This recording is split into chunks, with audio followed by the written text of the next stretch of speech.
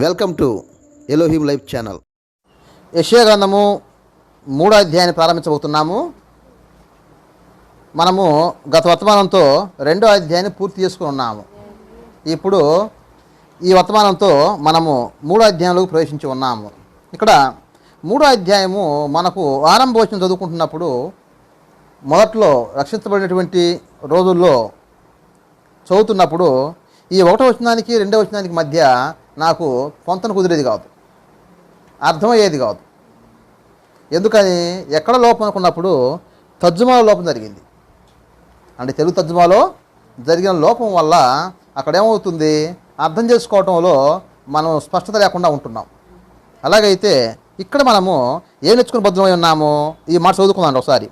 ఆలకించుడి, ప్రభువును సైన్యములకు అధిపతి యెహోవా పోషణమును పోషణ ఆధారమును అన్నోదకముల ఆధారమంతయు పోషణమంతయు చూస్తున్నాం. ఈ వచనం ఎలాగ ఉన్నది, దేవుడు మనకు ఆహారం పెడతానని అనిపిస్తుంది కదా.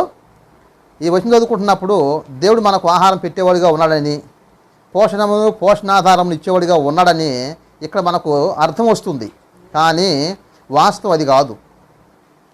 సాధారణంగా చదువుకునేటప్పుడు ఆ వచనం చదువుకున్నట్లయితే అక్కడ భావము ఈ విధంగానే స్ఫురిస్తుంది. కానీ ఇక్కడేం చేయాలి, వాస్తవానికి మొదటిగా ఉండవలసిన మాట అని చెప్పంటే యెరూషలేములో నుండి యూదా దేశంలో నుండి తీసివేయని పదం మొదట ఉండాలి.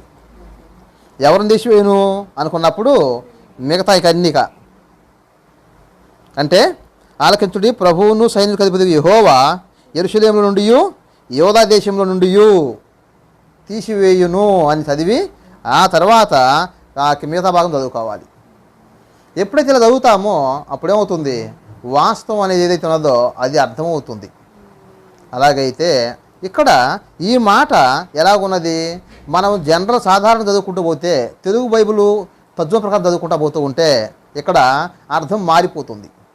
కనుక మనం ఏం చేయాలి, దానికి ఇంగ్లీష్ కానీ హీబ్రూ కానీ చదువుకుంటూ వస్తుంటే ఇక్కడ మనకు తర్జుమా ఎలాగుందనేది మనకు అర్థమవుతుంది. అలాగైతే ఇక్కడ మనం ఏం చూస్తున్నాము, ఆలకించుడి, ప్రభువును సైన్యములకు అధిపతి యెహోవా ఏం చేస్తాట, ఆయన యెరూషలేములో నుండి యూదా దేశంలో నుండి తీసివేయును. అలాగైతే ఎందుకు ఈ మాట పలుకుతున్నాడు, మనకు 1వ అధ్యాయం 2వ అధ్యాయం కొనసాగింపు కదా ఇది. అలాగైతే పై 2 అధ్యాయాలు ఏమైతే తెలియపరుస్తున్నాయో ఆ లక్షణాలను బట్టే ఆయన తీసివేస్తూ ఉన్నాడు. దేశము ఈ విధంగా పాడైపోవటానికి గల కారణము, దేశంలో ఉన్న ప్రజలు ఈ విధంగా అవటానికి గల కారణము ఏదైతే ఉన్నదో ఆ కారణాన్ని ఇక్కడ ప్రభువు చూపిస్తూ ఉన్నాడు. ఈ కారణం చేత దేశం అయిపోయినది, పాడైపోయింది. కాబట్టి అలాంటప్పుడు ఎవరి వలన పాడైపోయినదో వారు ఉండటం వలన సమాజం ఏమవుతుంది, ఇంకా పాడవుతుంది. అందుకని దేవుడు ఇక్కడ ఒక చర్య తీసుకుంటూ ఉన్నాడు. ఎవరి మీద, యూదా దేశం మీద, యెరూషలేము మీద.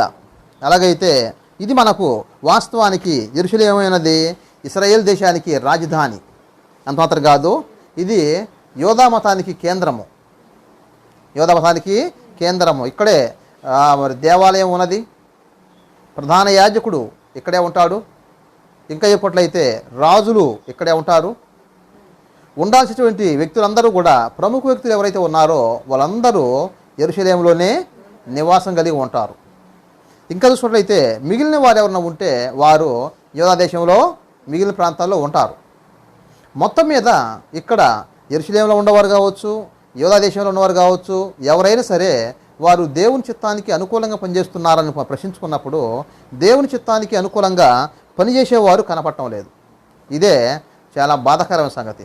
అందుకని ఇక దేవుడు ఎలా నిర్ణయిస్తుందో తెలుసిన, ఇక వీరిని ఎవరిని లేకుండా చేయాలి. ఇది ఎలాగున్నది, ఈ మాట మనం గమనించుకోవట్లయితే ఆదికాండం 6వ అధ్యాయంలో అలాగ లేదు. ఆదికాండం 6వ అధ్యాయం ఎలాగైతే ఉన్నదో అలాగనే ఈ లేఖన భాగం అంతా ఉంటుందన్నమాట. అక్కడ ఆదికాండం 6వ అధ్యాయంలో దేవుడు ఏం చేయాలనుకున్నాడు, అసలు ఈ భూమి మీద మానవుని లేకుండా చేయాలనుకున్నాడు కదా.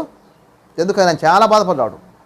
మానవులతో పాటు ఈ సృష్టిని కూడా లేకుండా చేయాలని చెప్పని దేవుడు నిర్ణయించుకోవాల్సిన పరిస్థితి వచ్చింది. అలాగైతే అక్కడ ఏమైంది, జలప్రళయానికి కారణము అయినది. ఆ జలప్రళయంలో నోవాహు కుటుంబం తప్ప ఇక ఈ భూమి మీద ఏ ప్రాణి కూడా ఏం కాలేకపోయారు, సజీవంగా మిగలలేకపోయారు. ఒక నోవాహు నోవాహు కుటుంబము అంటే మొత్తం ఎంతమంది? 8 మంది. 4 పురుషులు, 4 స్త్రీలు. అంటే నోవాహు భార్య, నోవాహు 3 కుమారులు, నోవాహు 3 కోడన్లు, మొత్తం కలుపుకొని 8 మంది. ఆ తర్వాత ప్రతి జాతి నుంచి జత జీవరాశులు ఆ యొక్క పడవలోకి రావడం అనేది, ఓడలోకి రావడం అనేది జరిగింది. ఎందుకు దేవుడా ఎంతగానో శిక్షించామని ప్రశ్నించుకోవట్లయితే అక్కడ మనకేం కనిపిస్తున్నది? దానికి గల కారణం చూస్తున్నాం. ఏం కారణం చూస్తున్నాము? మనుషులు దేవుణ్ణి ఎంతగానో దుఃఖపెట్టారు, బాధ పెట్టారు. ఎంతగా చెప్పంటే మనుషుల్ని ఎందుకు చేశానా అనేంత పరిస్థితికి దేవుడే రావడం జరిగింది. అలాగైతే మనం ఎంత భయంకరులమో లేఖనం మనం చదివితే కానీ అర్థం కాదు. లేఖనం చదవక మునుపు మనం ఏమనుకుంటాము? మా అంతట మంచివారు ఇంకో లేరనుకుంటా ఉంటారు. ఎవరైనా ఏమనుకుంటారు?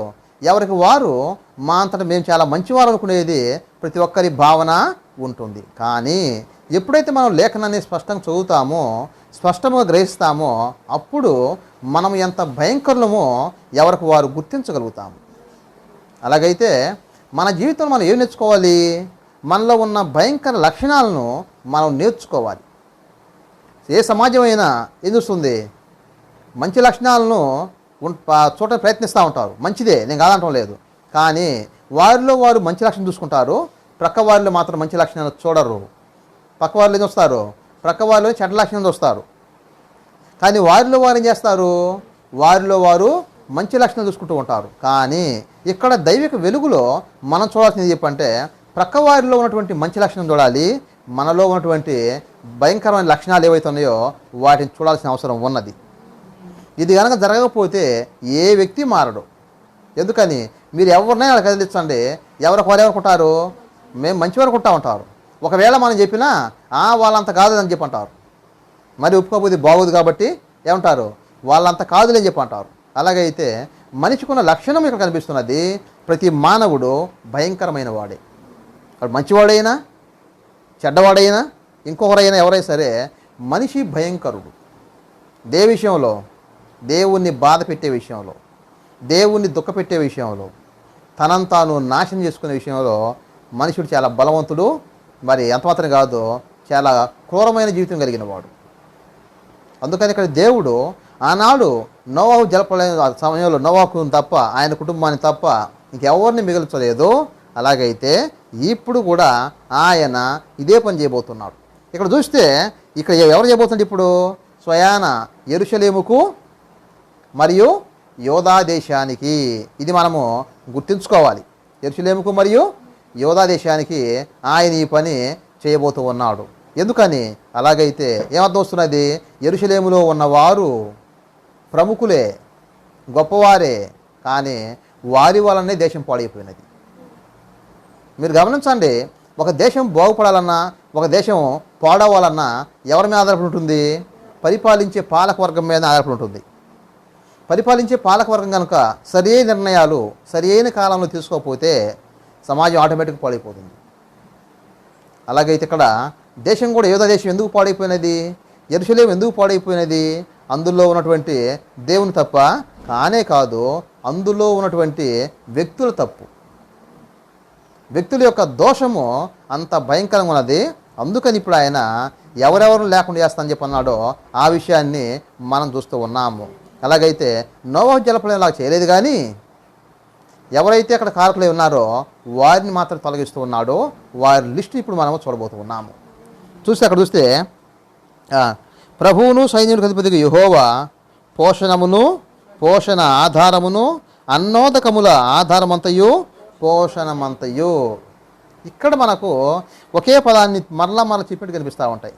చెప్పిన మాటనే మరలా చెప్పినట్టుగా. ఎందుకని? అటు చూస్తే పోషణ ఆధారము, ఇంకా అన్న ఉదకముల ఆధారము. అన్న ఉదకం అంటే అర్థం ఏమిటిది? అన్నం అంటే అన్నమే, ఉదకం అంటే నీళ్లు, ఉదకం అంటే నీరు. అందుకని అన్నోదకం అని చెప్పంటే అన్నము నీళ్ళు అని అర్థం. ఆ తర్వాత పోషణం అంటే అర్థం ఏంటి? అదే వస్తుంది కదా. అందుకని పోషణమును పోషణ ఆధారమును తెలుగులో అలా ఉంటుంది. కానీ మనం చూసుకున్నట్లయితే మనకు ఏదైతే ఆధారం ఉన్నదో ఆధారం లేకుండా చేస్తాను చెప్పన్నాడు. ముందు ఎన్ని విధాలుగా ఆధారం అనేది ఎన్ని రకాలుగా ఉండవచ్చు. అన్ని రకముల ఆధారమును దేవుడు మొదటగా తీసివేస్తాను చెప్పన్నాడు. ఎవరికి? యెరూషలేము నివాసులకు యోధా వారికి. అలాగైతే ఇలాంటి పని ఎవరు చేస్తే తెలుసునా? శత్రురాజు వచ్చినప్పుడు దేశాన్ని ముట్టడిస్తే ఇదే పని జరుగుద్ది. వాళ్ళు ఏం చేస్తారు? అసలు ఆ లోపలికి ఏది పోనీయకుండా చేస్తారు. ఏ రకమైన కావచ్చు కాక, ఇది ఆధారం అనుకుంటే ప్రతి విధమైన దాన్ని దేన్ని పోనీయకుండా చేస్తారు. ఇక్కడ నుంచి ఏవి ఇక లోపల పోనేవరు. లోపల నుంచి బయటకు వచ్చాడా చచ్చిపోయాడే. అలాగైతే ఇక్కడ పరిస్థితి ఎలాగున్నది? దేవుడు కూడా ఇక్కడ యూదుల పట్ల అట్లానే ప్రవర్తిస్తున్నాడు. ఎందుకని? ఒక శత్రువులాగా ఎందుకు దేవుడు ప్రవర్తించాలి మనం ప్రశ్నించుకున్నప్పుడు యోధా నివాసులు చేసేటువంటి పాపములు అంత భయంకరమైనవి. చూద్దాం జరిగింది ఇక ఎటువంటి ఆధారం లేకుండా మొదట ఏం చేసినప్పుడు ఆయన పోషణ ఆధారం అంటే ఏదైతే మనకు కావాలో ఆ ఆధారం యావత్తు లేకుండా చేశాడు. ఆ తర్వాత ఏం చేసేప్పుడు ఆయన అన్నోదకముల ఆధారము. రెండవ స్టెప్పులో మొదటగానేమో ఆయన మనిషికి ఏదైతే ఆధారం ఉన్నదో అనగా మనం దేని మీద ఆధారపడుతున్నామో ఆ ఆధారపడే యావత్తుని దేవుడు లేకుండా చేశాడు. నెంబర్ 2 ఆహారం నీరు కూడా లేకుండా చేసి పడేశాడు. ఇవి చేయటం వలన ఎందుకు దేవుడు ఇలా చేశాడు? మనుషులు ఎప్పుడైనా వాస్తవాన్ని గ్రహిస్తారని చెప్పని. మీరు గమనించండి, మన దేశానికి ఎన్ని కరువులు రాలేదు. కరువుల వల్ల మనుషులు మారారా? మారరు. కానీ దేవుడు ఏం కోరుకుంటున్నాడు? ఈ పరిస్థితులను మారమని చెప్పని. కానీ మనుషులు ఎప్పుడు కూడా తమ స్థితిని తాము గ్రహించుకోవటం లేదు. తమ స్థాయిని తాము ఎప్పుడు గ్రహించుకోవడం లేదు. అందువల్లనే దేశంలో కరువులు రావడానికి గల ప్రధాన కారణం ఇదే. మనిషి కనుక తనను తాను గమనించుకోగలిగితే, తనను తాను చదువుకోగలిగితే, తనను తాను పరీక్షించుకోగలిగితే సమాజం ఏనాడో బాగుపడుతుంది. ఈ పని సమాజం చేయటం లేదు. ఏ వ్యక్తి కూడా చేయటం లేదు. ఉపన్యాసాలకే పరిమితం అయిపోతుంది. పుస్తకాల మీద మాత్రమే పరిమితం అవుతుంది. కానీ వాస్తవ జీవితంలో ఇది కనపడటం లేదు. నేను చిన్నప్పుడు పాఠ్య పుస్తకాలు చూసేవాడిని. ఏమని తెలుసునా? మరి మూడు కోతులు బొమ్మలు వేసేవాళ్ళు. ఏమని చెప్పేవాళ్ళు? చెడు వినకు, చెడు కనకు, చెడు మాట్లాడకు అని చెప్పాను. నేను చిన్నప్పుడు చదువుకున్న పాఠము భలే చాలా తాకబడేది నాకు. ఎంత బాగుంది అని చెప్పాను. కానీ పెద్ద అయిన తర్వాత చూస్తే ఎవడో ఆ పని చేయటం లేదు. పెద్దవారే చెడు ముచ్చట్లు వింటారు. పెద్దవారే చెడ్డవాటిని ప్రేరేపిస్తూ ఉంటారు. ఇంక మరి పిల్లలకి ఏమాత్రం ఏమోలకు వస్తాయి చెప్పండి. కనుక ఇక్కడ మనకి ఏం కనిపిస్తున్నది? ఇందులో ఎవరు మినహాయింపు లేదనేది మాత్రము వాస్తవంగా కనిపిస్తున్నది. అందుకనే దేవుడు దేశానికి గతి పెట్టిన కారణం అవుతున్నది. చూడండి జరిగింది ఇక అన్నోదకముల ఆధారమంతయు పోషణమంతయు. 2 శూరులను, యోధులను, న్యాయాధిపతులను, ప్రవక్తలను. వీళ్ళెవరు? దేశాన్ని కాపాడేవాళ్ళు కదా. శూరులు, యోధులు. శూరులు, యోధులు అంటే అర్థం ఏంటి? యుద్ధం చేసేవాళ్ళు కదా. ఇద్దరు పని చెప్పంటే యుద్ధం చేయటమే. శూరుడైన యుద్ధం చేస్తాడు, యోధుడైన యుద్ధం చేస్తాడు. అలాగైతే ఇక్కడ శూరులను, యోధులను, న్యాయాధిపతులు చెప్పంటే న్యాయం తీర్చేవాళ్ళు. దేశం మీద ఏదన్నా తెలియక పొరపడరిగితే ఇద్దరు వ్యక్తుల మధ్య సమస్య వస్తే తీర్చే వాళ్ళే న్యాయాధిపతులు. అలాగైతే ఇప్పుడు ఎవరిని లేకుండా చేస్తని చెప్పన్నాడు? మొదటిగా మనకు వచ్చేటువంటి సహాయాన్ని లేకుండా చేశాడు. రెండవది ఆహారము నీళ్లు లేకుండా చేశాడు. మూడవదిగా శూరులు, యోధులు లేకుండా చేస్తున్నాడు. తర్వాత న్యాయాధిపతులు, ప్రవక్తలు. అలాగైతే దేశానికి కాపుదల వీళ్ళే కదా. ఒక దేశం బాగుంటే ఎవరిని బట్టి ఉంటుంది? ఆ దేశం అటువంటి మిలిటరీని బట్టి. ఒక దేశం మిలిటరీ కనుక పవర్ఫుల్గా లేకపోతే ఏమవుతుంది? ప్రక్క దేశానికి ఆటోమేటిక్గా అలసైపోతారు. అవునా కదా? ఇప్పుడు మన మంచిదాన్ని బట్టి బాగుంటుంది. నేపాలు, ఇక్కడ బంగ్లాదేశ్ బాగుంటున్నాయి. కానీ అదే మనం చేయనలాగుంటే పరిస్థితి ఏమైపోతుంది? నిలబడలేరు కదా. అలాగైతే ఇక్కడ ఇండియా మీదకి అందరూ ఎందుకు రాలేరు? మనకున్న మిలిటరీ వ్యవస్థ లాంటిది.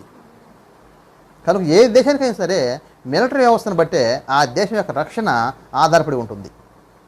ఇది బాహ్యముగా. అలాగైతే ఒక దేశము ఎంత క్షేమంగా ఉంటుంది, ఎంత భద్రంగా ఉంటుంది, దేన్ని బట్టి చెప్పవచ్చు? ఆ దేశంలో ఉన్నటువంటి మిలిటరీని బట్టి చెప్పవచ్చు. కనుక మిలిటరీ కనుక బలహీనం ఉందనుకోండి, వాళ్ళిద్దరికి రాగలుగుతారా? రాలేరు. అంత మాత్రం కాదు, బాగా సామర్థ్యం ఉన్న దేశాలు, చైనా లాంటి దేశాలకు వేయేస్తాయి, వాళ్ళని బెదిరిస్తాయి కదా. చైనా బెదిరించిన దేశం లేదు చుట్టుపక్కలలో. నేపాల్ని బెదిరిస్తుంది, తైవాన్ని బెదిరిస్తుంది. మనకి ఇబ్బంది పెట్టని చెప్పని శ్రీలంకలోకి వచ్చి శ్రీలంకను కూడా స్వాహా చేసుకుంటుంది. కనుక ఇక్కడ ఒక దేశానికి ప్రతిష్టంగా ఉండాల్సింది ఎవరు అని చెప్పంటే, శత్రువు వచ్చినప్పుడు అక్కడ ఉండాల్సింది మిలిటరీనే, అనగా ఈ శూరులు, యోధులు. వీరిని బట్టే దేశం అనేది కాపాడబడుతుంది. అలాగైతే ఇప్పుడు దేవుడు ఏం చేస్తే తెలుసునా, దేవుడు చేస్తున్న పని ఆ శూరులను, ఆ యోధులనే లేకుండా చేస్తూ ఉన్నాం. అంటే అర్థం ఏమిటిది?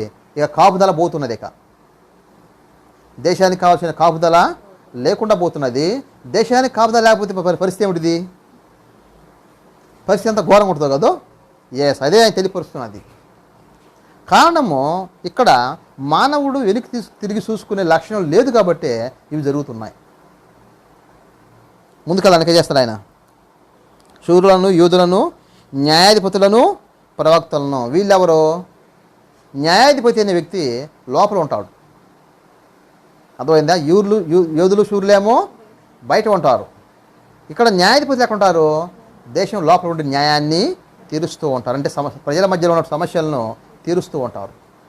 ప్రజల విషయాల్లో వారు జోక్యం చేసుకొని దేవుని నియమం ప్రకారం ఎలా నడవాలో తెలియపరుస్తూ ఉంటారు. వీరే న్యాయాధిపతులు. అలాగే ఇప్పుడు దేవుడు ఏమన్నా తెలుసునా, వాళ్ళని కూడా లేకుండా చేస్తానని చెప్తున్నాడు. ఎందుకనండి? న్యాయం వీరి చేతిలో ఉంది కాబట్టి. అన్యాయాన్ని ఎలా చేస్తారు? అన్యాయాన్ని న్యాయంగా మారుస్తున్నారు, న్యాయమునేమో అన్యాయంగా మారుస్తున్నారు. నేటి న్యాయ వ్యవస్థ ఇలాగే ఉన్నది. ఏ న్యాయ వ్యవస్థ సక్రమంగా చెప్తున్నానండి? ఏ న్యాయ వ్యవస్థ సక్రమంగా లేదు. అలాగైతే ఇక్కడ ఏం చూస్తున్నాము? న్యాయ వ్యవస్థలను న్యాయాధిపతులు ఎంత భ్రష్టు పట్టిస్తున్నారో మనం చెప్పవచ్చు. ఇదే బైబిల్లో మనం స్పష్టంగా కనిపిస్తున్నటువంటి సంగతి. మనది ఏ దేశమైనా ఇదే పరిస్థితి. అలాగైతే ఇక్కడ చూస్తున్నాము. అందుకని న్యాయాధిపతులను కూడా లేకుండా తీసి పడేస్తున్నాం. అంటే ఎవరు లేరు సరిగా. రాజ్యాంగం రాసినప్పుడు ఏ వ్యవస్థ పాడైనా న్యాయ వ్యవస్థ బాగుంటే దేశం మరలా బాగుపడుతుందని చెప్పని రాజ్యాంగంలో ఇక్కడ న్యాయ వ్యవస్థకు ప్రత్యేక స్థానం ఇచ్చారు. కానీ ఏది ఘోరంగా పడిపోయింది తెలుసునా? న్యాయ వ్యవస్థ భయంకరంగా తయారైపోయింది. అందుచేత ఇక్కడ దేవుడు ఏం చేస్తున్నాడు? ఇప్పుడు ఆయన న్యాయాధిపతులను లేకుండా పడేస్తున్నాడు. ఆ తర్వాత ఎవరో? ప్రవక్తలు. మరి ప్రవక్తలు ఎందుకు? దేవుని మాట తెలుసుకొని ప్రజలకు చెప్పడం కోసం ప్రవక్త ఉన్నాడు. అనగా ఇక్కడ మనం ఏం అర్థం చేసుకోవాలి? ప్రవక్త యొక్క స్థానం అర్థం చేసుకుంటే, ప్రవక్త ఇప్పుడు వచ్చాడు, పూర్వం నుంచి ప్రవక్త ఉన్నారని చెప్పంటే ప్రవక్తలు లేరు, తక్కువ. కానీ అసలు ప్రవక్తలే దేశం నడిపే రోజులు వచ్చాయి. ఎందుకని? రాజులు పాడైపోయారు, న్యాయాధిపతులు లేకుండా పోయారు, రాజులు పోయారు, ప్రవక్తలు వచ్చారు. కానీ ప్రవక్తల్ని వాళ్ళు లెక్క చేశారా? ప్రవక్తను లెక్క చేయాలా? ఇంకెందుకు అలాంటప్పుడు? అందుకని దేవుడు, ప్రవక్తలారా మీరు మౌనం అయిపోయింది, ఇంకెంతకంటే చేయగలిగినే లేదు. అలాగైతే ఆపద కాలంలో దేవుని వాక్కు తెలియపరిచే వ్యక్తి ప్రవక్త. ఆ ప్రవక్తను వీళ్ళు తృణీకరించుకున్నారు. న్యాయాధిపతులు ఎట్లా మారిపోయారు? ప్రవక్తలు కూడా ఏమో తెలుసునా, ప్రవక్తలలో దొంగ ప్రవక్తలు కూడా ఎంటర్ అయ్యారు. ఇది మనం గమనించాల్సింది.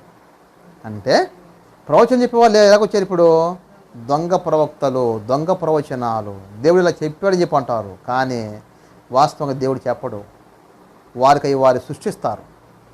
అందుకని దేవుడు ఇచ్చినప్పుడు ఆయన వారిని కూడా లేకుండా చేస్తూ ఉన్నాడు. ఇంకా చూస్తే తర్వాత సోదెకాండ్రు, పెద్దలు, పంచదశాధిపతులు, ఘనత వహించిన వారు, మంత్రులు, శిల్పశాస్త్రం ఎరిగిన మాంత్రికులు యెరూషలేము నుండి, యూదా దేశం నుండి తీసివేయును. ఇంకెవరు తీసేస్తాడు ఆయన? సోదెకాండ్రు. సోది ఏం చేస్తారు? ఇప్పుడు సోది అవుతారు కదా. ఎస్, సోది వెనుక ఏమన్నా తెలుసునా? సోది వెనుక అపిత్రాత్మలు ఉన్నది.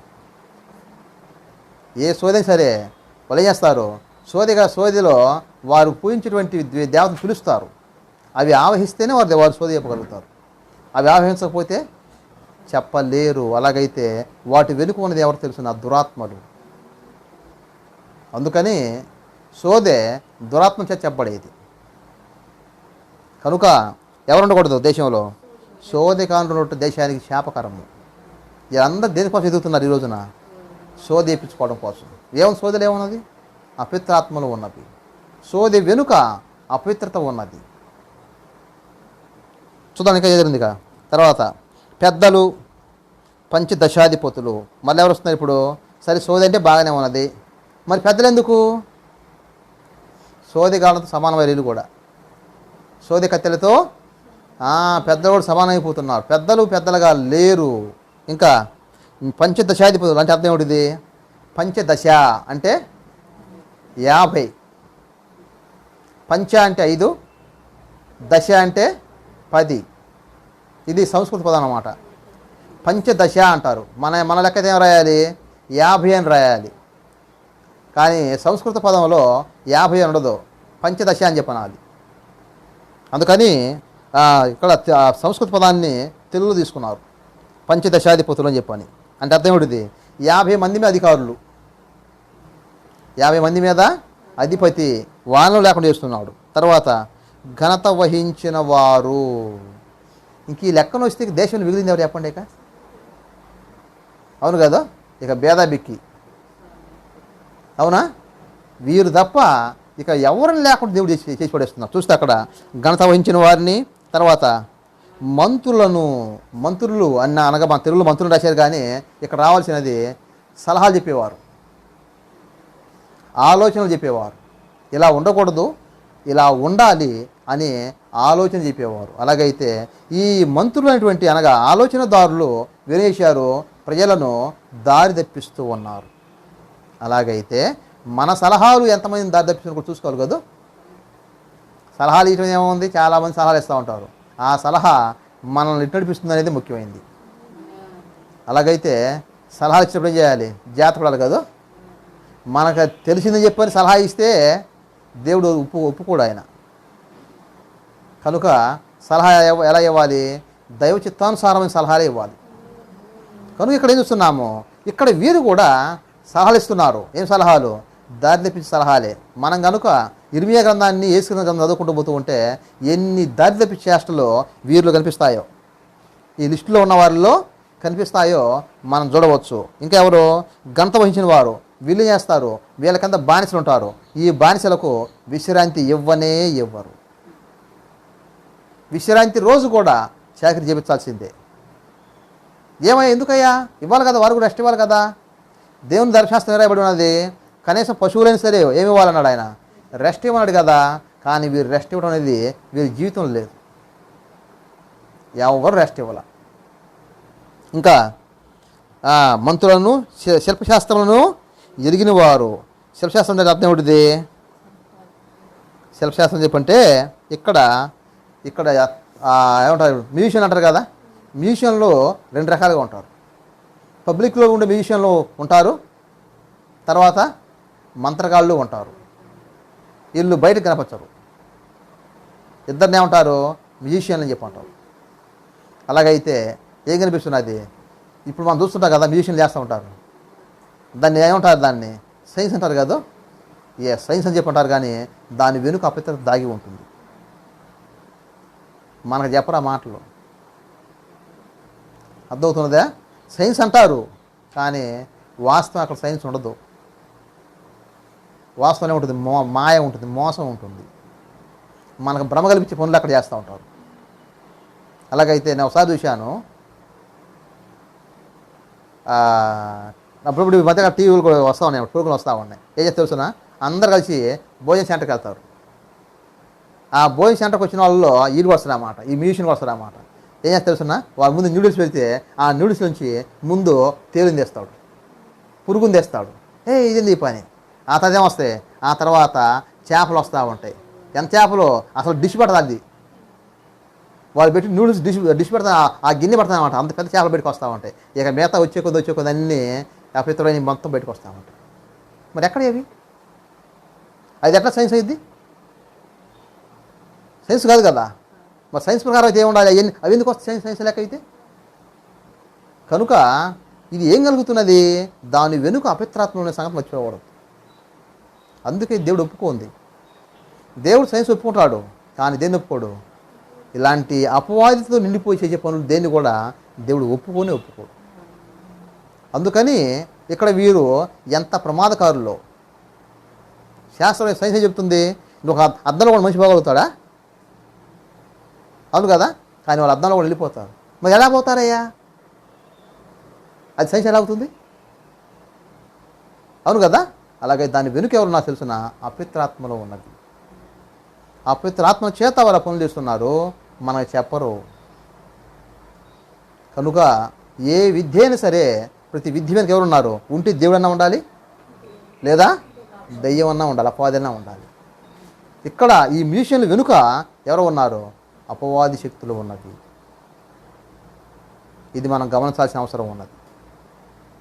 అందుకని ఇక్కడ మనం ఏం నేర్చుకుని వద్దులమై ఉన్నామో, దేవుడు ఎందుకు ఇలా తీసివేస్తున్నారో దానికి గల కారణాన్ని మనం చూస్తున్నాము. ఇంకా చూస్తే ఎవరు కనిపిస్తున్నారు?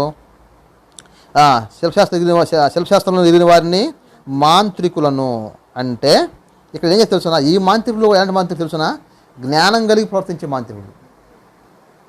ఎవరికి ఎలా చేయాలో అది తెలుసుకొని చేసేటువంటి వాళ్ళు అన్నమాట వీళ్ళు. అలాగైతే దీని అర్థం ఏమిటిది? మీ మధ్యకాలంలో యూట్యూబ్లో పెడుతున్నారు మంత్రగాళ్ళు, యేసుప్రభువుని నమ్ముకున్న వాళ్ళు ఎన్ని చండాల పనులు చేస్తారో అందులో చూడవచ్చు అన్నమాట.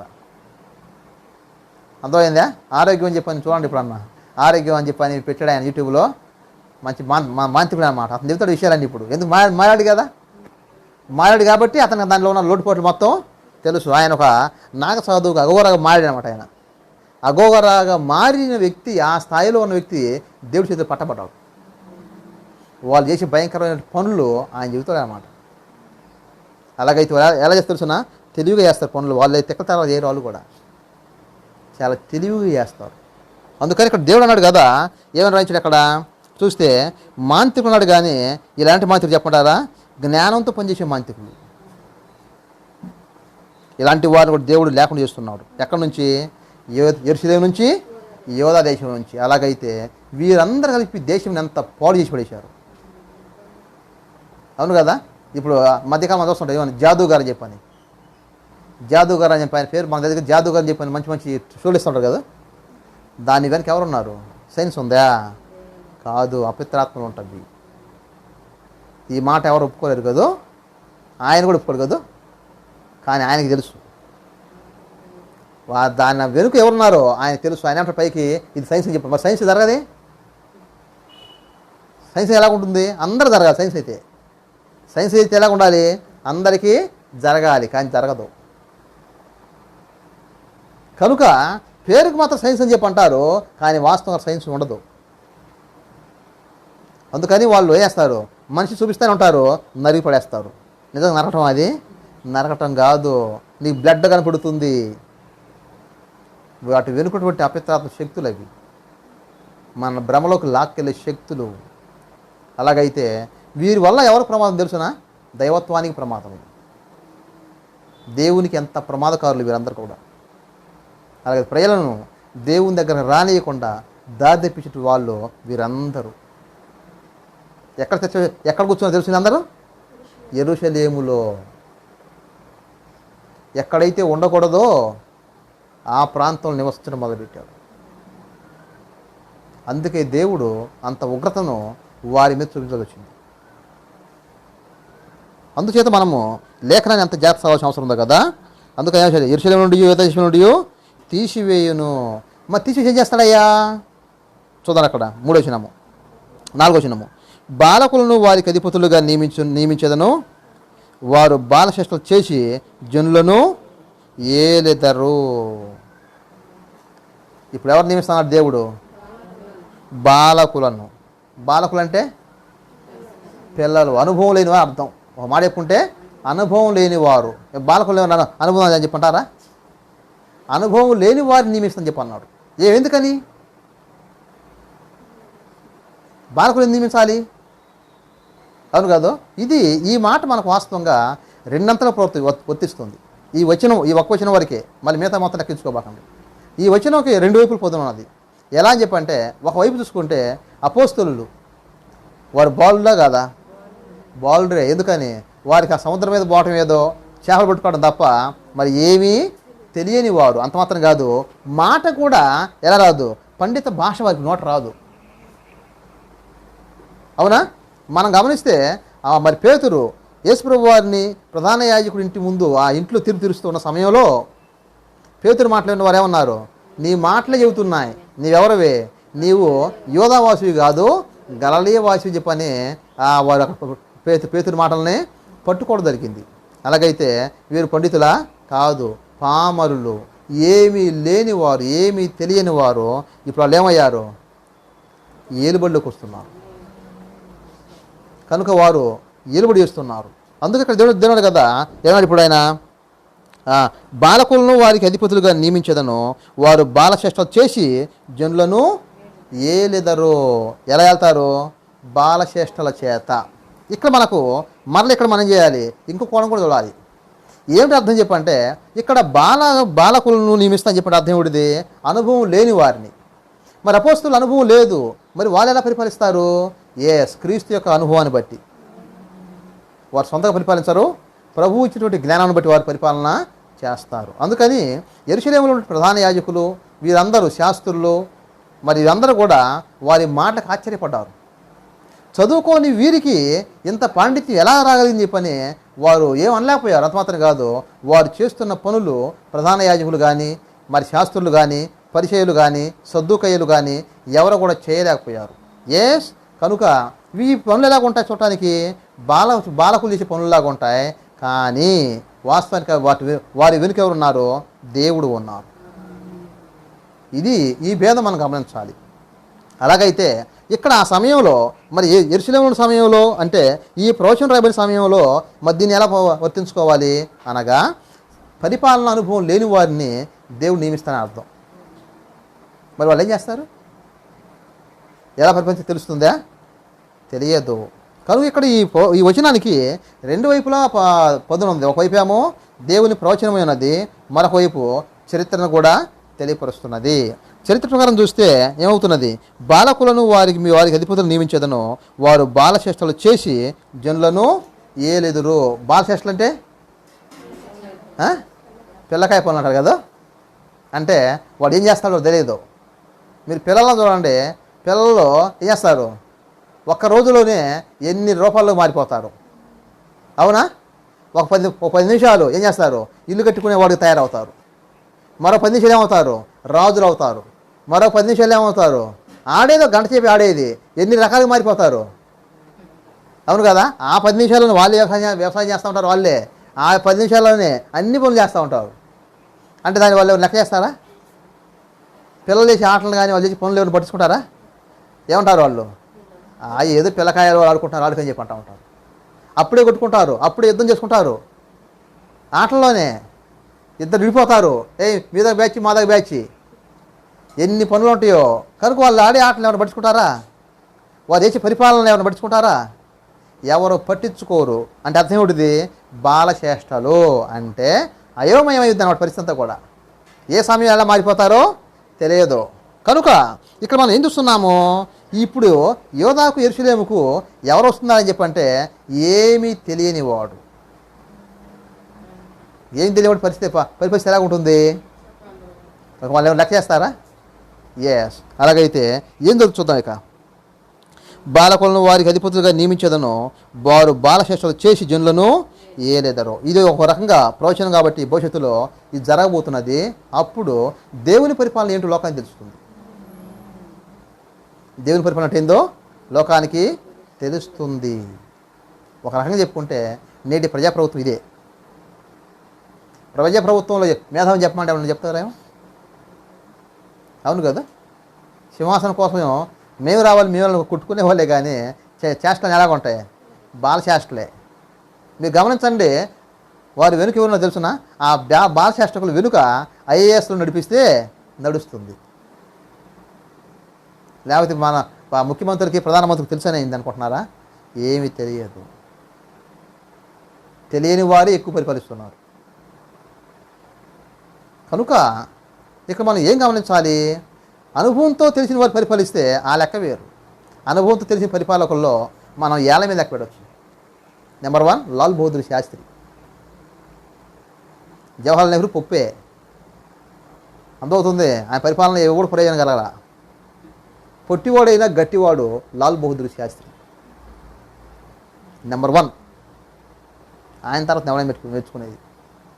కానీ ఆయన ఎలా కూడా చూడటానికి పొట్టివాడు, కానీ ఆయన బుర్ర ఎలా కూడా తెలుసునా చాలా ఉంటుంది. అలాగైతే మేధావులు పరిపాలించింది ఎంతమంది చెప్పండి? చాలా తక్కువ మంది అనుకోవచ్చు. ఆ తర్వాత ఇందిరాగాంధీ చెప్పుకోవచ్చు ఒక రకంగా. అలాగైతే ఎందుకు చెప్పుకుంటున్నా ఇలాగ మనం తక్కువ మంది చెప్పుకోవాల్సి వచ్చింది? ఏమో జవహర్లాల్ నెహ్రూ కాదా? కాదు, పప్పు సొద్ద.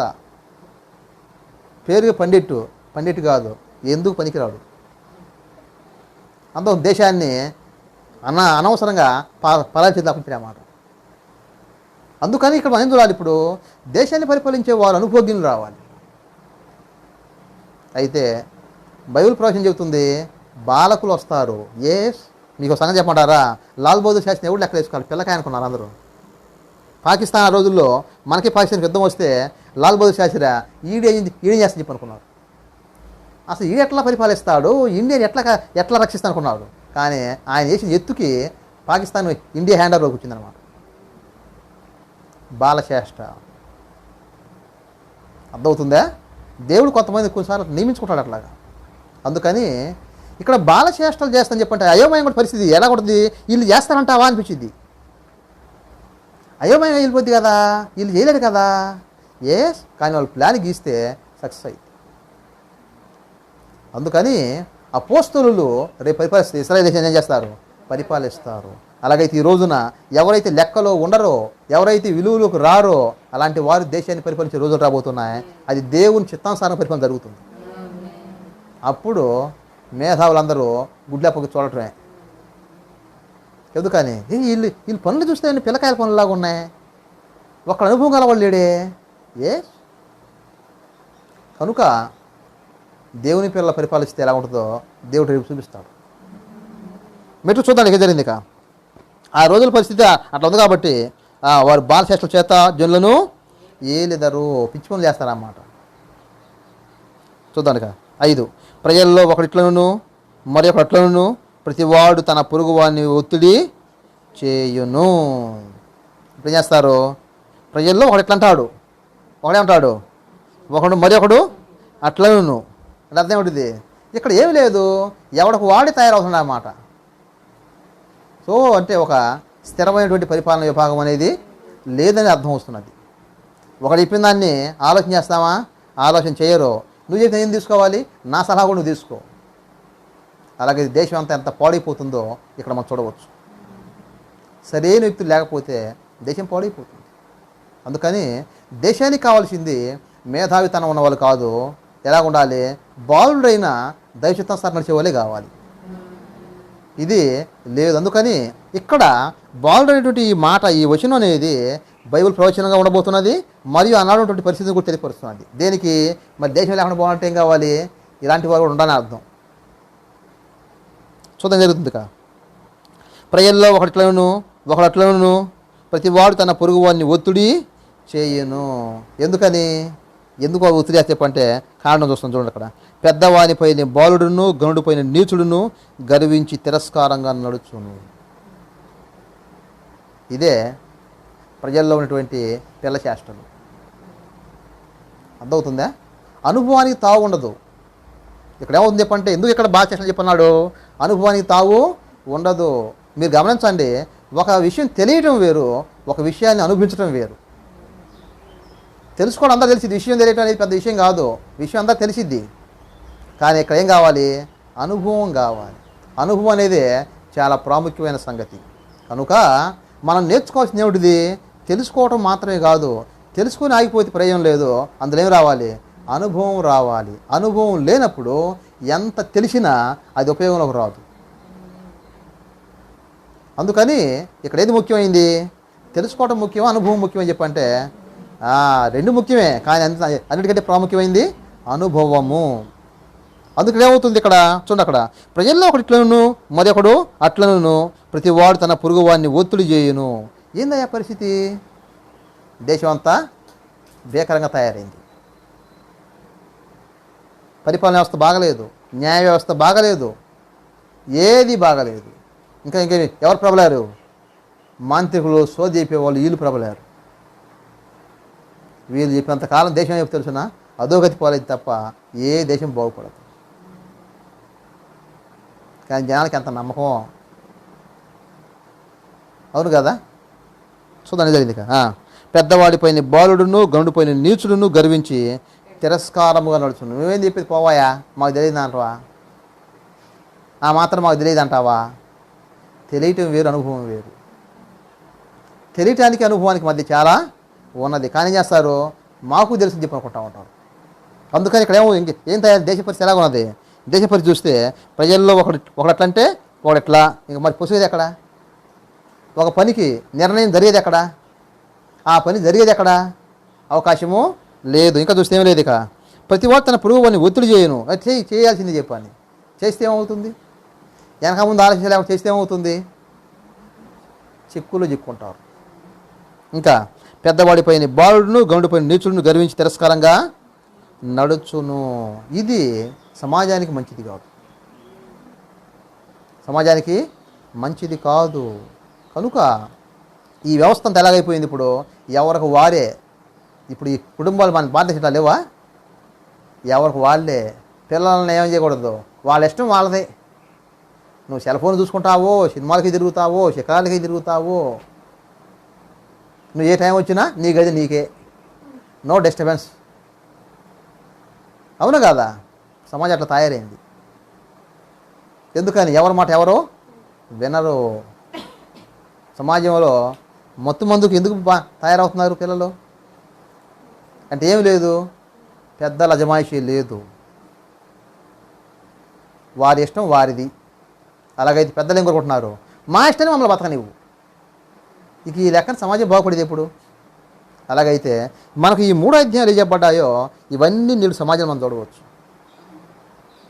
ఏ వ్యవస్థలు చూసుకున్నా సరే అంత అక్రమమే. ప్రభుకి ఎంత స్తోత్రం. చూద్దాం ఏం జరిగింది. ఇక ఇటువంటి పరిస్థితుల్లో ఏం జరుగుతుంది చూద్దాం. 8వ వచనం 6. ఒకడు తన తండ్రి ఎంట తన సహోదరుని పట్టుకొని, నీకు వస్త్రము కలదో, నీవు మా మీద అధిపతివై ఉందువు, ఈ పాడు స్థలము నీ వశమున ఉండనిమ్మను. ఇప్పుడు ఎవరు కదవయ్యారు మొత్తం మీద, కరెక్ట్గా పరిపాలించేవాడు లేడు. ఎక్కడ లేడు, ఇంటిలో కూడా. అర్థమవుతున్నదా. దేశంలో మాత్రమే కాదు, ఇంటిలో కూడా. అలాగైతే దేవుడు పెట్టిన పరిపాలన ఎలా తెలుసునా, ఇంటి దగ్గర నుంచి మొదలు పెడతాడు ఆయన. ఇంటికి యజమానుడు ఉండాలి. యజమానుడు ఎలా ఉండాలి, అనుభవంతో ఉన్నవాడే ఉండాలి, అనుభవం లేనివాడు కాదు. ఇంటికి యజమాని ఉంటాడు, అట్లానే వీధికి వార్డు సభ్యుడు ఉంటాడు. అవును కదా. అందుకని దేవుడు పెట్టినది 10 మందికి ఒకరు. ఈ వ్యవస్థ ఎంత బాగుంటే దేశం అంత బాగుంటుంది. అందుకని కుటుంబాన్ని బట్టి ఊరుని బట్టి జిల్లాలు, ఇక అధికారులు వస్తూ ఉంటాయి. కనుక అధికారాలు నియమించిన దేవుడే. కానీ ఈ అధికారులకు ఎవరు వస్తే ప్రమాదము, పిల్లకాయలు వస్తే ప్రమాదం, అంటే తెలియని వారు వస్తే ప్రమాదము. ఇక్కడేమవుతుంది, ఇల్లు పరిస్థితి చూసుకుంటే ఏ ఇంటికంటే ఎలా ఉన్నది, ఏ ఇల్లుకి ఆ ఇల్లే. ఎవరికక్కడ చెప్పే పని లేదు. ఇక ఎవడ మాట ఎవడు వినాల్సిన అవసరం లేదు, ఎవడ మాట ఎవడు లెక్క చేయాల్సిన అవసరము లేదు. ఇదే ఇక్కడ పరిస్థితి. అందుకని జరిగింది. ఇప్పుడు ఆహారం లేదు, తిండి లేదు, ఏమి జరగటం పరిస్థితి. ఎందుకు, కట్ చేసిన దేవుడే కదా. అవునా. అందుకని ఇక్కడ పరిస్థితి ఏమైపోయింది. పరిస్థితి మొత్తం చూసుకుంటే ఈ 4వ వచనానికి ప్రవచనంగా చెప్పుకోండి, మిగతా చరిత్ర మరలా. ఇప్పుడు పరిస్థితి ఏమైపోయినది, ఒకడు తన తండ్రి ఏంటో తన సహోదరుని పట్టుకొని, నీకు వస్త్రము కలదు, నీవు మా మీద అధిపతి పోయి ఉందువు. పరిస్థితి ఏమైంది తెలుసునిక. అయ్యా నీ దగ్గర వస్త్రం ఉంది కదా, నువ్వు వస్త్రం ఉందంటే మా మీద అధికారులుగా ఉండు. ఎందుకయ్యా, ఎందుకు అధిపతి ఉన్నది కాబట్టి. ఏమున్నది, వస్త్రము ఉన్నది కనుక అధిపతి ఉన్నమని చెప్పాను. అతనే చూద్దాడు. ఇక మా అధిపతి పోయి ఉండువు, ఈ పాడు స్థలం నీ వశమున ఉండనిమ్మను. అతడు ఆ దినమున కేక వేసి, నేను సంరక్షణకర్తనుగా ఉండనొలను, నా ఇంట ఆహారం ఏది లేదు, వస్త్రం ఏమియో లేదు, నన్ను జనాధిపతిగా నియమింపరాదను. ఇక్కడ ఒక సంగతిని చూస్తున్నాం. మరి ఇప్పుడు ఎవరైనా సరే దేనికోసం పోరాడతారు, అధికారం కోసం, పెత్తనము కోసము. దేనికోసం, పెత్తనము కోసము. అలాగైతే పెత్తనాన్ని ఎవరు వద్దనుకుంటారా, పెత్తనాన్ని ఎవరు వద్దనుకుంటారా, ఎవరు వద్దనుకోరు. మరి ఇక్కడ ఎందుకు వద్దనుకుంటున్నారు ఇక్కడ ఆ వ్యక్తి? పరిస్థితి మారిపోయింది. పరిస్థితి మారిపోయింది. అలాగైతే ఎప్పుడు పెత్తనం చేయాలి? అంతా బాగున్నప్పుడు కాదు. ఎప్పుడు పెత్తనం చేయాలి? బాగలేనప్పుడు చేయాలి. బాగున్నప్పుడు నువ్వు చేసేది ఎవరేం చేస్తారు? ఎప్పుడు చేయాలి పెత్తనం అనేది? బాగా లేనప్పుడు చేయాలి. అలాగైతే అందరు ఇప్పుడు తెలుసునా, అంతా బాగున్నప్పుడు పెత్తనం చేయమంటే అందరు ముందుకు వచ్చేవాళ్ళే. కానీ ఎప్పుడు చేయాలి పెత్తనం అనేది? బాగలేని పరిస్థితులు చేసి సక్రమం పరిస్తే అది పెత్తనం అవుతుంది.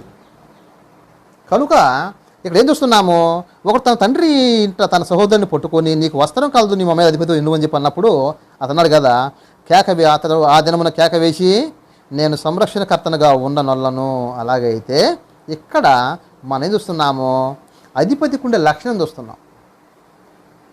అధిపతి అంటే ఏం చేయాలి? ఏం చేయాలి చూడండి అక్కడ ఏం చెప్పడిందో, నేను సంరక్షణకర్తగా ఉండనలను అని చెప్పన్నాడు. అంటే అర్థం ఏమిటిది? సంరక్షించుట. దీనికి ఇంగ్లీష్లో రాసి తెలుసునా, గాయాలు కట్టుట. సంరక్షించడం అర్థం ఏమిటిది? గాయాలు కట్టుట అంటే వారి బాగోగులు మొత్తం చూసుకుంటాం. ఈ పనులు చేస్తారు, పెత్తనం చేయమంటే చేస్తాం, కానీ గాయాలు కట్టమంటే మా వల్ల ఆడయిద్ది, పెత్తనం వల్ల ఇద్దా? ఓ పెత్తనకేమి? అలాగైతే అధిపతి అంటే అర్థం ఏం తెలుసు? పెత్తనం అంటే ఏం తెలుసునా, గాయాలు కట్టుట. గాయాలు కట్టుట. ఈ పని చేస్తాం, మరి ఈ పని చేయలేరు. కనుక మనం ఏం నేర్చుకుని బొద్దులమై ఉన్నాము? సంరక్షణకర్త అంటే అర్థం అదే, గాయాలు కట్టుట. ప్రభుకి ఎంతో స్తోత్రాలు. అందుకని సంగతి అతను బాగా తెలుసు, బాబు ఈ పని మనం చేయటం అని చెప్పంటే చేయలేం కాబట్టి అందుకని కేకవిషయాలు కదా, ఏమని? నేను ఉండను. దేనికి? గాయాలు కట్టేవాడికి ఉండటం నా వల్ల అయ్యే పని కాదు.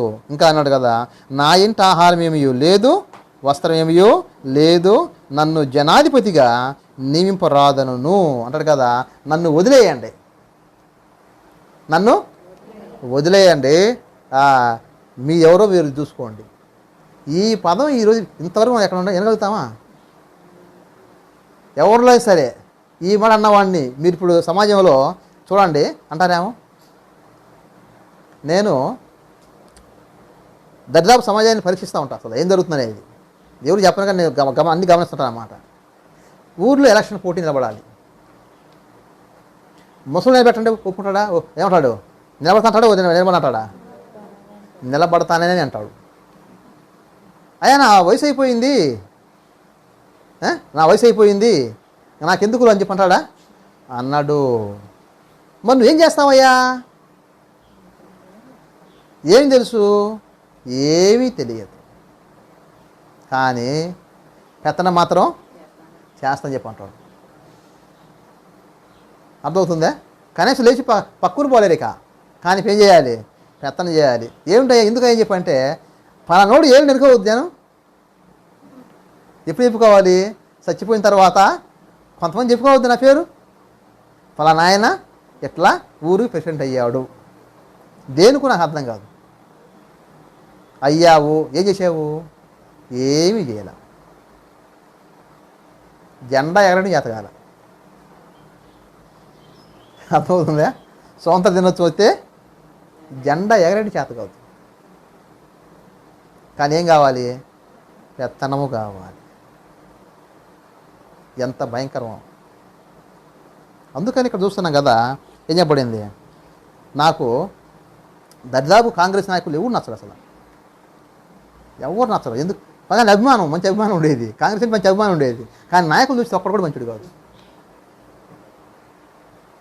కొద్ది యూత్ వచ్చిన తర్వాత కొద్ది కాంగ్రెస్ బాగుపడింది, కానీ ఆ స్వాతంత్ర సమరయుధుల్లో ఉన్నామనుకున్న బ్యాచ్ అంతా చెత్త బ్యాచ్, ఒక్కడ చదివి పరిపాలించాలి. కనుక ఇక్కడ ఏం చూస్తున్నాము, మనకు అనుభవం మంచిదే, కానీ అనుభవం లేకుండా వస్తే అంతా పాడైపోద్ది. చూద్దాం జరిగింది ఇక, నన్ను జనాధిపతిగా నియమింపరాదను. అలాగైతే ఈ పరిస్థితి ఈ సమాజాలు ఎక్కడ చూడగలుగుతామంటే చూడలేం. పెత్తన కోసం ఎవడైనా రావాల్సింది ముందు, రైట్. కానీ అందులో ఏమి ఉండదు? వాస్తవికత మాత్రము ఉండదు. సరి అయిన సమయంలో సరి అయిన నిర్ణయం తీసుకొని కాపాడేవాడు ఎవడు కూడా లేడు. చూద్దాం ఏదైంది ఇక 8వ వచనము. యెరూషలేము పాడైపోయెను, యోధా నాశనమాయెను. యెహోవా మహిమ కలిగిన దృష్టికి తిరుగుబాటు చేయనంతగా వారి మాటలను క్రియలను ఆయనకు ప్రతికూలముగా ఉన్నవి. పరిస్థితి ఎలా ఉందంటే ఇక్కడ చెబుతున్నమాట. ఎందుకు చెప్పంటే అక్కడ ఏం కనిపిస్తున్నాయి? యెరూషలేము ఏమైపోయింది? ఇప్పుడు పాడైపోయాను, యోధా నాశనమాయను. ఇక్కడ మనం పదాలు గమనించుకుంటే ఏమని తెలుసునా? యెరూషలేము అభ్యంతర కారణంగా తయారైంది. యెరూషలేము ఎలాగ ఉంది? ఇప్పుడు అడ్డుబండగా, అభ్యంతర కారణంగా తయారైంది. అంటే నువ్వు యెరూషలేమును చూసి దైవత్వాన్ని ఏం చూడగలుగుతావు? అక్కడ యెరూషలేము నువ్వు దేనికి కేంద్రము? దేవునికి కేంద్రము. కానీ అక్కడ ఏం చూస్తున్నావు? దేవునికి సంబంధించినటువంటి లక్ష్యం చూడగలుగుతావా? ఏమీ చూడలేవు. నామకార్థంగా ఆరాధన జరుగుద్ది, కానీ అంత ఏమిటిది? వేషధారణ. అందుకే యేసుప్రభు వారు ప్రధాన యాజకుడు మెచ్చుకోవాలి ఆయన. అందుకని యేసుప్రభు అంటే ఎవరికి ఎట్లేకపోయింది? ప్రధాన యాజకులకు. ఏమిటి? ఒక గల్లీవాడు, ఒక నజరేతు వాడు వచ్చి దేవాలయం వ్యాపారం జరగకుండా చేస్తాడా? అవును కదా? అలాగైతే ఇక్కడ ఏం కనిపిస్తున్నది? ఇక్కడ మనం పరిస్థితి చూసుకున్నప్పుడు యెరూషలేములో వాతావరణం అంతా కూడా భయంకరంగా తయారైపోయినది. దేవుని సంబంధించి పేరుకే, కానీ దైవత్వ లక్షణాలు ఒక్కడ కూడా ఎవరిలో కూడా లేని పరిస్థితి. అందుకని ఇప్పుడు యెరూషలేము అంటే ఏమైపోయింది? ఇప్పుడు యెరూషలేము చూసి నువ్వు నేర్చుకునే ఏదైనా ఉన్నదా? నేర్చుకోవడం కాదు, నువ్వు కూడా ఏం చేస్తావుగా? బోలవత పట్టమే. అంటే చూసి నేర్చుకునేదానికి ఏది కూడా అక్కడ లేదు. అందుకనే ఇప్పుడు యెరూషలేము ఎలా తయారైంది? అడ్డుబండగా. ఎవరికి? ఇక్కడ ఏదో ఉందని నేర్చుకుందనుకుంటే చూసి అయిపోయింది, నేర్చుకుంది ఏది లేదని అడ్డుబండగా తయారైనది. ఇంకా ఏం చూద్దాం ఏం జరిగింది? ఇక యెరూషలేము పాడైపోయిన, యోధా నాశనమాయను. యోధ పరిస్థితి ఎలాగా ఉన్నది? నాశన పరిస్థితి, అంతా పడిపోయిన పరిస్థితి అన్నమాట. ఇంకా ఎందుకయ్యా ఎలా చెప్పగలుగుతావు? నాశనమైంది ఎలా చెప్పగలుగుతావు? పాడైపోయింది ఎలా చెప్పగలుగుతావు? దానికి రీజన్ ఏమిటి అనుకున్నప్పుడు ఇక్కడ రీజన్ మనకు కనిపిస్తుంది. ఏమని చెప్పంటే, యెహోవా మహిమ కలిగిన దృష్టికి తిరుగుబాటు చేయనంతగా వారి మాటలను క్రియలను ఆయనకు ప్రతికూలంగా ఉన్నవి. ఇదే కారణం. అర్థమవుతున్నదా? ఇక్కడ ఏం చూస్తున్నాము? ఏ కోణం మనం చూడాలి? దేవుని దృష్టిలో చూసినప్పుడే వాస్తవం అర్థమవుతుంది. దేవుని దృష్టిలో చూడనంతకాలం వాస్తవికత దేంట్లో మీకు కనపడదు. నీకు వాస్తవికత ఉంటే ఎంత మ్యూజిషియన్కి ఎంత వీడియో వస్తుంది? అవును కదా? మంత్రగాలను ఎందుకు గౌరవిస్తావు? అఘోరాలను ఎందుకు పోషిస్తావు? మరి వాళ్ళని చెప్పమానండి, దేశాన్ని వారి వల్ల మేలుంటుంది వాళ్ళని చెప్పమానండి. వారు దేశాన్ని మేలుండే పని అయితే హిమాలయాలు ఎందుకు ఉండాలి? జవాబులు ఉండవు కదా. నువ్వు సమాజాన్ని మేలు చేసేవాడు ఎక్కడ ఉండాలి? సమాజం మధ్యలో ఉండాలి. కానీ ఎక్కడ ఉంటున్నావు? ఎక్కడో ఉండిపోతున్నావు. కనుక ఇక్కడ మనం ఏం నేర్చుకుని బద్దులు ఉన్నాము? ఇక్కడ మనం చూస్తే దేవునికి వ్యతిరేకత పనులు ఏం జరుగుతున్నాయో మనం గమనించాలి. ఇది మనం గమనించకపోతే బోల్తా బట్టంలో ముందంజలో మనం కూడా ఉంటాం. ప్రతి విషయాన్ని మనం జాగ్రత్తగా క్షుణ్ణముగా అధ్యయనం చేయాల్సిన అవసరం ఉన్నది. ప్రవక్త స్తోత్రం చూస్తున్నాం కదా, వారి మాటలను క్రియలను ఆయనకు ప్రతికూలముగా ఉన్నవి. ఎంతకని చెప్పంటే, యెహోవా మహిమ కలిగిన దృష్టికి తిరుగుబాటు చేయునంతగా. అంటే ఇప్పుడు ఎవరి మీద తిరుగుబాటు వస్తుంది? దేవుని మీదనే తిరుగుబాటు చేయనంతగా. అంటే ఏమేమి వస్తున్నాయి అక్కడ చూడండి. అక్కడ ఏమి వస్తున్నాయో, వారి మాటలు, వారి క్రియలు. ఏ వ్యక్తిని ఇక్కడే దొరికేది? మాట, క్రియ. అలాగైతే మాటలు, పనులు దేవుని ఎంత బాధ పెడుతున్నాయో ఇక్కడ గమనించాలి. మనం మాట్లాడే మాట, మనం చేసే పని దేవుని ఎంతగా బాధిస్తున్నాయో చూసుకునేవాడేడి? అవును కదా. హేతువాది వాదిస్తాడు, ఏమనుకుంటాడు? నేను బాగా వాదించుకుంటాడు. కానీ అతను ఏమంటాడు? ఇది నా పనితనమే కానీ ఇందులో దేవుడు లేడు. అలాగైతే హేతువాది ఏం చేస్తాడు? హేతు అనేది మంచి పదమే. హేతు అంటే అర్థం ఏమిటిది? కారణము. కారణాన్ని కనుగొంట మంచిదే. కానీ దేవుడు లేదని చెప్పంట వెరి పని. ఎందుకని వెరి పని? మరి దేవుడు లేడు, జనం ఎవరి ఇష్టం వదిలే, మరి దాన్ని ఒప్పుకుంటావా? మళ్ళీ దానికి ఒప్పుకోలేరు మరలా. మాము వచ్చిన కొద్దిగా ఏమైపోద్ది, సమాజం మొత్తం భ్రష్టం అయిపోద్ది. అలాగైతే ఇప్పుడు ఏం కోరుకుంటారు తెలుసునా, నువ్వు భక్తిపరుడు కమ్మంటారు మరలా. ఎందుకు? అట్టన్నా సమాజం బాగుంటుందని. నువ్వు దేవుళ్ళు అనుకున్నప్పుడు నీకు భక్తి ఎందుకని వదిలేమని చెప్పంటాడా? అట్లా అనలేదు మరలా. మరి హేతువాదివి, దేవుడు లేడన్నావు, రైట్, మంచిది. అసలు నీకు లేకుండా చేయి, మరి ఎవడు ఇష్టం కూడా వదిలేయి. అమ్మ అట్లా ఉద్దేశం అయిపోద్ది, సమాజం పాడైపోద్ది అండి. మరి ఏముండాలి? నీ భక్తిని ఉంటే నువ్వు ఉంచుకో, నీ భక్తిని చేసుకో. ఏమిటిది ఇది? కనుక ఇక్కడ మనం ఏం చూస్తున్నాము, మనం నేర్చుకోవాల్సినది మన మాటలు మన క్రియలు ఎవరి వ్యతిరేకంగా తిరుగుబడి ఇస్తున్నాయి? దేవునికి వ్యతిరేకముగా. అందుకని హేతువాదులు వాళ్ళు ఏమంటారు చెప్పంటే, సమాజ హితమే కోరుకుంటారు. వాళ్ళు సమాజ కీడు కోరుకోరు, సమాజ హితమే కోరుకుంటారు. కానీ అసలు సమాజం బాగుపడటానికి గల మూలాధారం మాత్రం వాళ్ళు తులికరిస్తారు. కనుక ఏ వ్యక్తి మాట్లాడే సరే దేవుని మహిమ కలిగిన దృష్టికి ఎలాగ ఉన్నాయి? తిరుగుబాటు చేయునంతగా, తిరుగుబాటు చేయునంతగా. అలాగైతే ఏ వ్యక్తి అయినా సరే చేసే పనులు చెప్పే మాటలు ఎవరి మీద బాధపెడితే తెలుసిన? దేవాది దేవుణ్ణి బాధపెడతాయి. అసలు వాళ్ళు ఒప్పుకోరు కదా, దేవుడే లేదని చెప్పంటారు. మన కన్ను ఎంత బుడ్డది, చిన్నది. మనకు పెద్దగా తెలుసుకో చూస్తేనే విశ్వం ఈ మూల నుంచి ఆ మూల కనపడదు. నువ్వు దేవుని ఏం చూడగలుగుతావు తెలిసిన ఆయన్ని? కనుక దేవుడు లేడనుకోవడం ఎంత వెరితనము. అందుకని ఇక్కడ ఏం జరుగుతుంది? వారి మాటలు వారి క్రియలు ఆయనకు ప్రతికూలంగా ఉన్నవి. ఎంతగా చెప్పంటే, యెహోవా మహిమ కలిగిన దృష్టికి తిరుగుబాటు చేయునంతగా. అందుకని ఏ వ్యవస్థ అయినా సరే, అన్ని వ్యవస్థలు మంచివే, కానీ వ్యవస్థల్లో పనిచేసిన వారు పనికిమాలిన వాళ్ళు అవటం చేత వ్యవస్థలకు చెడ్డ పేరు వస్తున్నది. అందుకని అవి ఎవరి మీద దెబ్బ కొడుతున్నాయి? దైవత్వం మీద దెబ్బ కొడుతున్నాయి. అది ఎప్పుడు జరగకూడదు. ఎందుకనే సమాజంలో ఇప్పుడు ఏం చేశారు? ఇప్పుడు మత వ్యవస్థను పెట్టుకొని రాజకీయం కూడా చేస్తున్నారు. ఇప్పుడు రాజ్యాంగానికి విరుద్ధం కాదు, కానీ ఇప్పుడు జరుగుతుంది ఏమిటిది? రాజ్యాంగ విరుద్ధంగానే పనులు చేస్తున్నావు. కనుక ఇవి ఎవరిని బాధపడి తెలుసునా? రాజ్యాంగం రాసిన ఆయన్నే కాదు, రాజ్యాంగం రాపించిన దేవునికి కూడా బాధపడదు. ఇది మనం ఎప్పుడు నేర్చుకోవాల్సిన అవసరం ఉన్నది. ముందుకెళ్దాం. ఇక 9 చదువుకుని వాక్యం ముగించుకుందామండి. వారి మాటలను క్రియలను ఆయనకు ప్రతికూలంగా ఉన్నవి, వారి ముఖ లక్షణమే వారి మీద సాక్ష్యం ఇచ్చును. ఏ సాక్షిస్తుంది? ముఖ లక్షణము, ముఖ వైఖరి చెప్తుంది ఈ తత్వం ఏందనేది. కనుక ఎవరిని అడగాల్సిన అవసరంలా, కరెక్ట్ వ్యక్తి ముఖం చూస్తే అర్థమైపోతుంది. వాడి పనులు అర్థమైపోతాయి కదా. ఎవరు దాచుకోగలుగుతారు? ముఖం దాచుకోగలుగుతారా? ఎవడు తన ముఖాన్ని దాచుకొనలేడు. ఎందుకని? ముఖ లక్షణము ఎవరు ఆపలేరు. నటించినా ఎంత నటించగలుగుతాము? కొద్దిసేపు నటించగలుగుతాం, కానీ నిజ లక్షణాన్ని మాత్రం ఎట్టి పరిస్థితుల్లో ఆపలేము. అందుకని ఏ వ్యక్తి పరిస్థితి బాగుంది చెప్పండి? ఏ సమాజం బాగుంది చెప్పండి? దేవుడు నడిపిస్తున్నాడు, నడుస్తుంది తప్పితే వాస్తవంగా మాత్రం ఏది కూడా జరగటం లేదు. చూద్దాం ఇంకా జరిగిందిగా. తమ పాపమును మరుగు చేయక సుధమ వారి వలె దాన్ని బయలుపరచుదురు. తమకు తామేకి వారు కీడు చేసుకుని ఉన్నారు, వారికి శ్రమ. ఎవరికి శ్రమ? ఎవరైతే ఇలా నడుస్తూ ఉంటారో.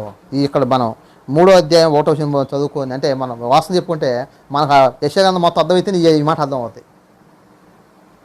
1వ అధ్యాయం చదువుకుంటూ వస్తూ ఉంటే ప్రజలు ఏ విధంగా చేస్తున్నారో ఈ మాటలు చూస్తే ఎలాగైపోయి ప్రజలు తెలుసున్నా? సుధోమ గుమొర్రా లాగా. ఇలా ఏమిటిది? సమాజం మీరు గమనించండి. సుప్రీంకోర్టు ఆర్డర్లు ఇచ్చినేమని మగవాళ్ళు పెళ్లి చేసుకోండి, ఆడవాళ్ళు పెళ్లి చేసుకోండి. ఏం చేయాలి? అందుకని వారికి ఒక ఆశ పుట్టింది. మేము మగవాళ్ళని పెళ్లి చేసుకున్నాం కాబట్టి మాకు పిల్లలు కావాలి. ఎవడిస్తాడరా? అందుకని మేము గర్భం ఇచ్చేవాళ్ళు ఎవరు ఉంటే చెప్పండి, వాళ్ళకి మేము డబ్బులు ఇస్తాము. దాన్ని మళ్ళీ గవర్నమెంట్ ఓకే చేయటం మరలా. అర్థమవుతుందా? ఇంకెవరు దొరికారయ్యా? పేదలు, బిక్కి పేమెంట్. చూసారా? డబ్బు అవసరం. అందుకు వాళ్ళు ఏం చేస్తున్నారు? ఇప్పుడు గర్భం దాల్చుకొని ముందుకు వస్తున్నారు. దౌర్భాగ్యం కదా. అవునా? అసలు మగవాళ్ళు పెళ్లి చేసుకోవడం ఇటు చట్టమే తప్పు. ఆ చట్టం ఇచ్చావు కాబట్టి వారికి కోరిక పడుతుంది ఏమని, మాకు కూడా పిల్లలు కావాలి అని. ఎట్టొస్తాడరా నీకు పిల్లలు? ఏం చేస్తారు? అందుకని కనేవాళ్ళు ఎవరైనా ఉంటే చెప్పండి, మేము వారికి అయ్యే ఖర్చు మొత్తం పెట్టుకుంటాము. దానివల్ల చట్టాలు, దానివల్ల రూల్సు. ఎంత భ్రష్టత్వం కదా ప్రభుత్వాలు ఈ పనులు చేస్తున్నాయి. కనుక ఇక చేయని పని ఏంది? లేని చట్టం ఏంటిది? అలాగైతే ఇక్కడ ఏం చూస్తున్నాము, దేశం ఎలా తయారు తెలుసున్నా, సుధమ గుమ్మరలాగా. ఈ మధ్యకాలంలో ఒక ఇంటర్వ్యూ చేశాను అనమాట, ఈ రాంగోపాల్ ఇంటర్వ్యూ చేశాను అనమాట. ఒక ఆయన ఇంటర్వ్యూ చేస్తూ అడుగుతున్నాడు అన్నమాట, ఏమని తెలుసునా, వర్మ గారు మీరు ఎందుకు ఎంత భయం, ఎందుకు ఇలా ఉంటారు అని చెప్పంటే, నాకు పాపం అంటే ఇష్టం అని చెప్పి అన్నాడు. ఏమిష్టం? మరి అందరూ అలాగ ఉండొచ్చు కదా. అయ్యా అట్లా ఉంటే ఎట్లా, మరి సమాజం పాడు కాదు. మళ్ళీ అతనితో ఉంటే చెప్పాడన్నమాట, ఏమని, అందరూ అలా తయారైపోతే ఏమైద్ది, సమాజం మొత్తం పాడైపోద్ది. అంటే అతను కూడా తెలుసు అన్నమాట, తను చేస్తున్న పని ఆయన చేస్తున్న కొన్నిసార్లు నేను చేసేది ఏదో పనులు చెప్పని. కనుక ఇక్కడ ఏం చూసి నేర్చుకుంటున్నాము, సమాజ పరిస్థితి ఎలా ఉంది చెప్పంటే సుధమ గుమ్మరాల్లాగా చట్టాలు అట్టే తయారవుతున్నాయి. దాన్ని కాదని కూడా ఎవడున్నాడు? కనుక దేశం యావత్తు ఎలా తయారవుతుంది చెప్పంటే, ఏ దేశం చూసుకోండి ఇవే పట్టుకొస్తున్నాయి. లేకపోతే ఇంత దౌర్భాగ్యం ఎక్కడ ఉంది? ఇప్పుడు చూసామా? వాస్తవంగా ఇంటర్వ్యూ పెట్టండి, ప్రతి ఒక్క వ్యక్తిని అడిగి పెట్టమానంటే ఎవడు దీనికి ఒప్పుకోడు. చట్టాలు పుడుతున్నాయి కాబట్టి ఏం చేస్తాం? అలాగైతే మనిషి బ్రతకనీయటం మంచిది, కానీ విరుద్ధమైన పనులు లేనివాడు అట్లా తయారవుతాను. ఏం చేద్దాం? అందుకనే దేవుని ఉగ్రత ఎందుకు రమ్మటి రాదు? ఉగ్రత ఎందుకు రాదు? వస్తున్నది కారణము మనుషులు చేస్తున్న పాపిష్టి పనులు, మళ్ళీ దాని చట్టాలు. అందుకనే ఈ యెషయా మొత్తం చదువుకుంటే కరెక్ట్గా దృష్టి నిలిపి మనం చదివితే సమాజం, భారతదేశమే కాదు ప్రపంచం ఎలాగో ఈజీగా అర్థమైపోద్ది. అడిగారన్నమాట, ఎందుకయ్యా మరి మగవాళ్ళు పెళ్లి చేసుకుని చట్టం ఎందుకు ఇచ్చావయ్యా? ఆల్రెడీ కొన్ని దేశాలు ఉందండి, ఉంటే నీకెందుకు? అవును కదా, న్యాయం విచారించాలి కదా. అలాగైతే ఇది చట్టం. మళ్ళీ చట్టం, ఎవరెవరైనా పెళ్లి చేసుకోండి, నీ ఇష్టసాగా ఉండు. ఏం చట్టాలు ఇవి? అలాగే దేశం ఎలా తయారు తెలుసిన సుధమ గుమ్మర్రలాగా. మరి ఒకటి ఎందుకు రాదు రమ్మంటే? చూడండి జరిగింది. తమ పాపములు మరుగు చేయక, చూడండి ఎంత భయంకర పదం కాదో. ఇప్పుడు ఏం చేయలేకపోతుంది? ఇప్పుడు పాపాన్ని అదేం పెద్ద గొప్ప పనిలాగా అర్థమైందే. నాకు అప్పుడప్పుడు హాయ్ గైస్ అనేవాళ్ళు, గైస్ అనేది అర్థమయ్యేది కాదు, ఇది ఎక్కడ పదం నేను లేదనుకున్నాను. అది నాకు అర్థం అడగాలన్నా కూడా చదువుకున్నా అది తెలియదు అంటారేమని చెప్పని భయం. ఇదో ఫ్యాషన్ అన్నమాట, హాయ్ గైస్ అంటారు. ఏం గైస్ నాకు అర్థం కాదు. తర్వాత చూస్తే అర్థం ఏమని అంటే మగోడు కలిసి కూడా అనమాట, వాడు గైస్ అనమాట. ఏం పదాలు నాకు అర్థం కావట్లేదు. కనుక ఇవన్నీ ఏం చూపిస్తున్నాయి? వారు పాపం చేస్తున్నారు, నీకు సిగ్గేమీ లేదు, కనీసం బిడియం కూడా లేదనమాట. సీక్రెట్ అనేది లేదు, ఇక పబ్లిక్ అయిపోయింది. ఇదే నేడు ఇండియా ఈ పరిస్థితిలో చాలా వేదన కలుగుతుంది అనమాట. ఏం చేస్తాం? మనం చేయగలిగింది ఏమన్నా? రైట్. తమ పాపం మరుగు చేయక సుధమ వారి వాళ్ళని దాన్ని బయలుపరచుదురు, తమకు తామే వారు కీడు చేసుకుని ఉన్నారు, వారికి శ్రమ. ఎవరు శ్రమ? చట్టాలు పుట్టించేవాడికి శ్రమ. అన్యాయాన్ని అట్నే ఉండాలని కోరుకునేవాడికి శ్రమ.